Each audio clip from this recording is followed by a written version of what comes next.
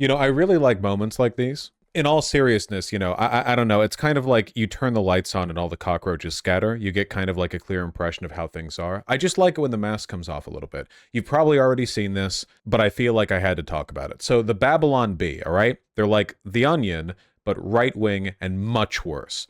And the other day, they posted this. The white race must maintain our genetic purity, says inbred man. And here we have a sort of we have a sort of the average white man. Now, obviously, I know what you're thinking. You're thinking ableism, canceled, but hold off on those thoughts for a moment, okay? The second thought that you're thinking, I hope, is, oh, the Babylon Bee making a joke at the expense of white supremacists. Okay, all right. Not too bad by their standards, I'd say. Now, if we look through the comments right now, especially because I'm looking through it, we're going to see people that I'm mutuals with who are pointing out that they're taking a shot at their own fan base. Okay, this has 6.2 thousand comments, 16 million views. When in the hours after this tweet was made, the replies were exclusively seething Nazis. Oh, they, echoes, got to you too. Like not funny, mad, angry, the whole thing, like thousands and thousands of them. Because obviously the Babylon Bees fan base is comprised of a significant number of white supremacists. I feel like we could like scroll forever and be like, oh, see, here's a guy saying it. But look, if I look through it now, it's mostly going to be, you're not going to see so much of this. You're going to see people posting this image. So I can't, that's like do we want to look through a clip show of tweets being mad? Which I don't, because that's boring. But what I do want to look at, something I do find interesting, is that Seth Dillon, the person who runs the Babylon Bee, actually tweeted about this on his own. It wasn't even about white people. Oh, here. Babylon Bee. Vivek joke, funny. Joke about Jewish tunnels, funny. Jokes about black people, funny. Jokes about white people, way too far. Laughing, crying emoji. From the real Bryson Gray. This guy's had a mixed relationship with Nazis in his time, but I guess here he thinks it's funny if you make jokes about white people. Seth Dillon replies, it wasn't even about white people. It was a joke about white supremacists. Now, this is an interesting distinction to me because I feel like most conservatives wouldn't actually distinguish between an attack on white people and white supremacists. In fact, the original replies to this indicate that they don't. So Seth Dillon indicating he acknowledges that there's a difference is interesting. And it was originally published back in 2017 without any backlash. Something changed, but it wasn't us. And isn't that interesting? There are a lot of grifters out there, including Seth Dillon, who have pretended to not notice the rise of Nazism in the right wing, both online and in person, right? Like, any conservative whose job is doing what Seth Dillon does, Babylon Bee shit, whatever, pushing all this, they know there are Nazis everywhere, and how they deal with that is a mixture of deliberate grifting and self-delusion. Now, Seth Dillon's an interesting one because I've seen him tweet about stuff like this in the past, and I get the impression that he's, in addition to being a grifter, very stupid. So it might be possible that Seth Dillon, even though to some extent he knowingly downplays it and hides it, also is actually surprised that a joke at the expense of white supremacists would get a bunch of backlash. Is he stupid? I think he might be stupid, which is interesting, right? No, I know. Normally my assumption when stuff like this happens is to assume that they're grifting, that they know about all of this and they're deliberately either playing to it or ignoring it or whatever else. You understand? But if that was the case, why would he post this? Right? Like, what if Seth Dillon was a crypto Nazi who was fully aware of how far right the conservative movement has become, why would he post this? What benefit is there? Like, why? Doesn't make sense. Could he really be this stupid? I mean, yeah? When you're personally offended by a joke about white supremacy, you might want to rethink some things, including whether Christ really is your king. 1.6 thousand comments. From Based Faith TV, you're Jewish, right?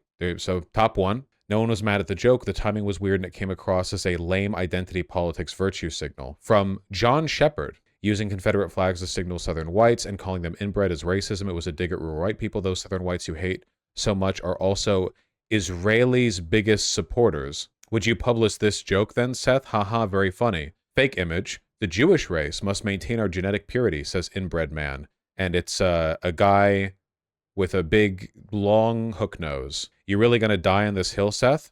Have you ever made that joke about Jews? From Classics Groip. Cool. Non-Christians. Seth Dillon's Jewish, by the way. Telling Christians what they should believe in and how they should worship lol the chutzpah. Make a joke about Jewish supremacy. I dare you, bucko.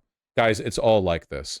They don't like Jews, is the point. Now, if Seth Dillon is even remotely sincere, even slightly, and I think he is to some level, like maybe it's 10% or whatever, I don't know. But if he's even slightly sincere, he has to look at all this and know that there are Nazis in the movement. How could he not, right?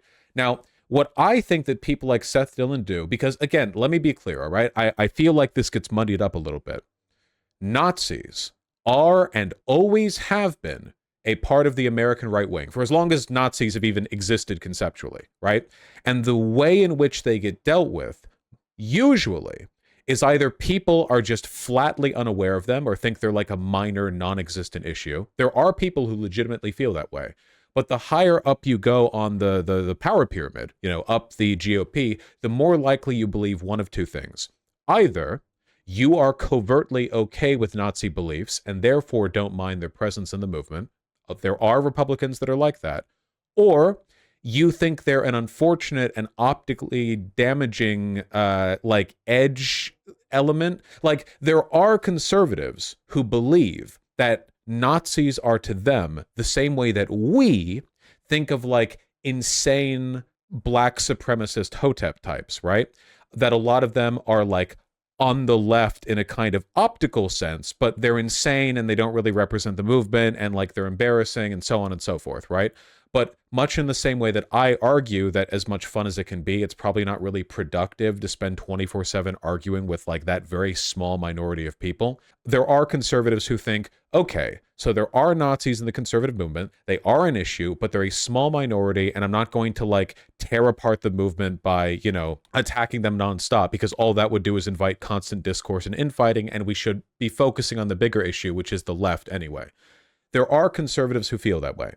I think that to an extent, Seth Dillon feels that way. It's tough, though, because often when conservatives talk about the minimal problem the Nazis pose, they're lying, right? Like that infamous interview between Lauren Southern and Dave Rubin right before Charlottesville happened, where both of them were like, Nazis? What even is a Nazi? A political party from the 40s? There are no Nazis. And then Charlottesville happened, right? Like, and Lauren Southern herself is, of course, at the very least, an extreme white nationalist fascist. So, however much of a quiet position she's taking these days, her politics on that shit is not particularly ambiguous. Steven Crowder also denied that white supremacists exist. Steven Crowder had Stefan Molyneux on multiple times and had Owen Benjamin host his show multiple times.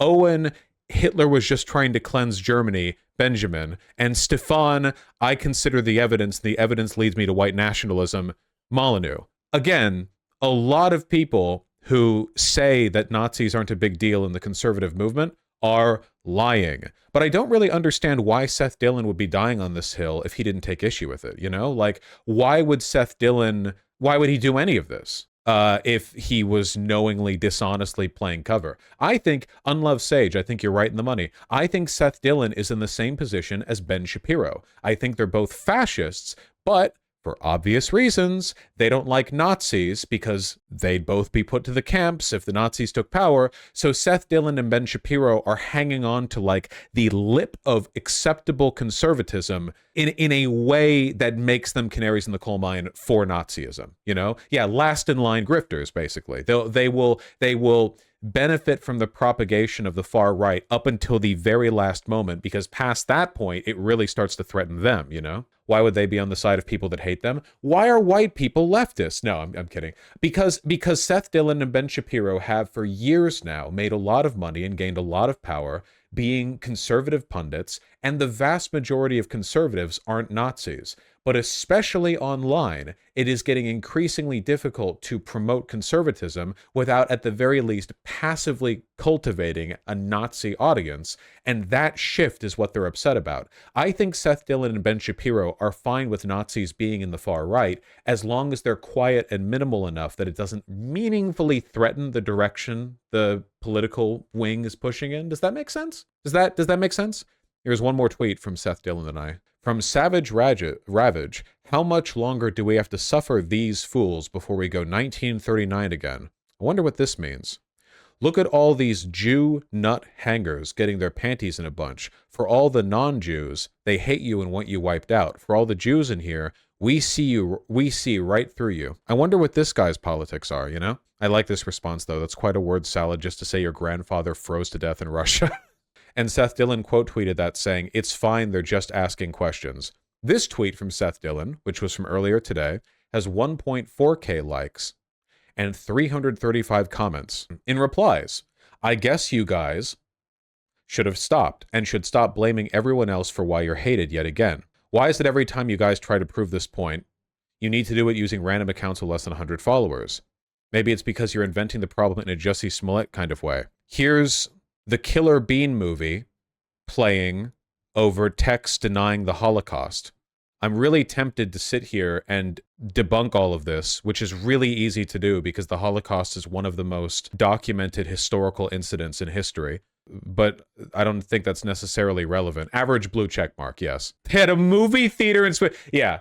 Did you know that Auschwitz-Birkenau actually had a massage, massage parlor? You get your nails done. They had a private airport, so that you could take like little biplanes out and do little, fly. Every single Jewish person interned at Auschwitz-Birkenau actually had a private hot air balloon that they could use to take scenic trips across the countryside.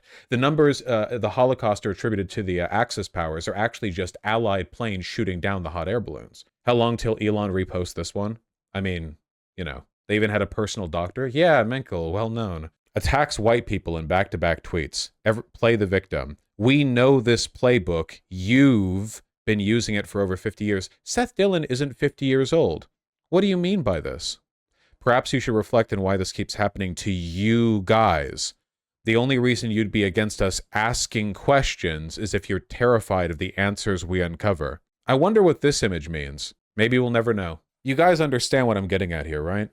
Look, there is a historical precedent for this. There is a historical precedent for a nascent far-right movement developing to a point where members of that movement were getting excluded from the in-group, okay? And you know what happened after that? The night of Long Knives, the Nazi Party exterminated the more economically populist. There was a bunch of people died then, but broadly there were purges conducted within the Nazi Party to oust the degenerates and the people who were more economically populist and a bunch of other stuff, like Ernst Röhm, the gay Nazi, right? All those gay Nazis who got killed, the Strasserrites and all of them, they thought they could be, the guy who lived. The gay Nazis thought they could be, oh, well, by degenerates they mean all these other ones, not me, and they got killed.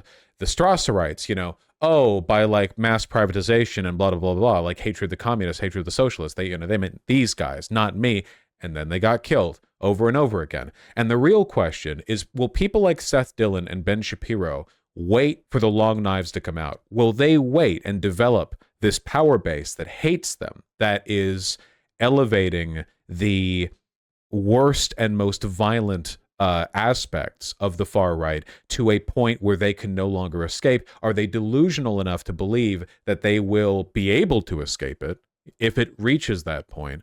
Or will they at some point realize, oh, no, wait, Like Ben Shapiro, less than a week ago, through Daily Wire, fired Candace Owens. You know what Candace Owens did right before getting fired? Liked a tweet asking a conservative rabbi if he was done getting drunk off Christian blood. That was a coworker.